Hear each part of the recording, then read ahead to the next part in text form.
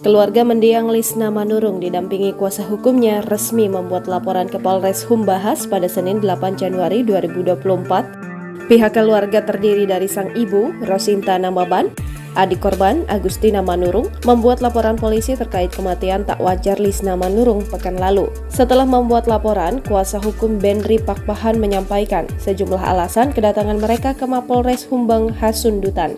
Kedatangan kami ke Polres Humbahas hari ini sebagai penasehat hukum dari ibu yang bernama Rosinta Namaban, di mana ada dugaan pembunuhan yang terjadi pada tanggal 26 Desember 2023 lalu di Desa Lobu Tolong Habinsaran, Kecamatan Paranginan, Kabupaten Humbahas. Ujar Benri Pakpahan kepada tribunmedan.com di Mapolres Humbahas, Senin 8 Januari 2024. Kematian Lisna Boru Manurung, kata Benri Pakpahan, diakibatkan adanya dugaan pembunuhan. Selanjutnya, Benri Pakpahan mengutarakan kronologi kejadian keluarga mengetahui informasi kematian Lisna Manurung tersebut.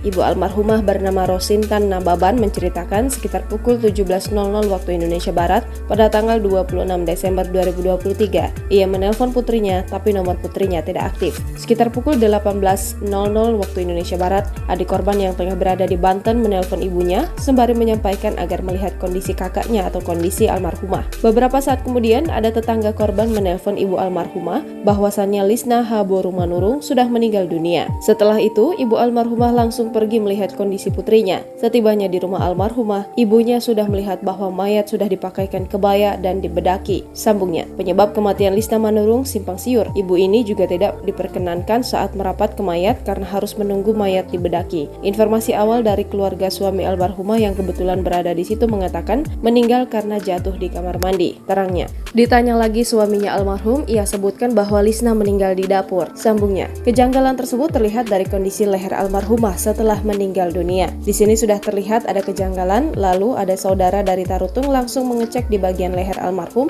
sembari mengabadikannya dalam bentuk video. Pada bagian leher ada seperti bekas jeratan tali dan ada seperti bekas kuku, ungkapnya. Dengan aneka kejanggalan ini, pihak keluarga yang didampingi oleh kuasa hukum membuat LP ke Polres Humbahas. Itulah yang janggal kita rasa sehingga kita buat laporan ke Polres ini, pungkasnya. Download Tribun X sekarang. Menghadirkan lokal menjadi Indonesia.